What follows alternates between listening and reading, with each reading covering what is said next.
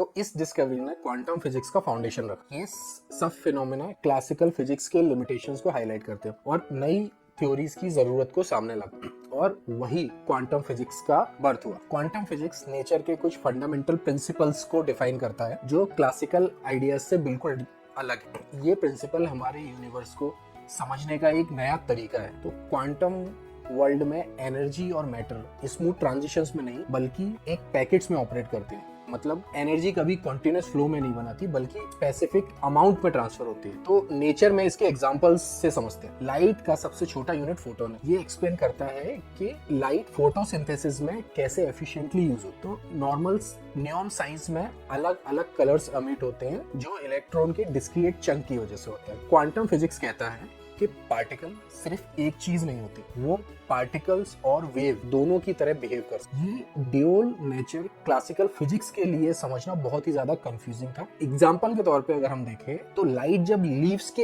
Edges से गुजरती है तो वो वेव्स की तरह बैंड होती है। इस टास्क के अंदर न्यूक्लियर फ्यूजन तभी पॉसिबल होता है जब इलेक्ट्रॉन्स क्वांटम टनलिंग से बैरियर्स क्रॉस करते हैं। यानी नेचर में एक डुअलिटी हमें देखने को मिलती है जो क्लासिकल फिजिक्स के लिए समझा पाना बहुत मुश्किल। क्वांटम सिस्टम ऑब्जर्वर के साथ इंटरेक्ट करते हैं। जब आप किसी पार्टिकल को मेजर करते हैं तो उसका बिहेवियर चेंज हो जाता है। तो यहाँ पे एक अच्छा सवाल ये आता है, क्या ऑब्जर्वेशन रियलिटी को बनाता है?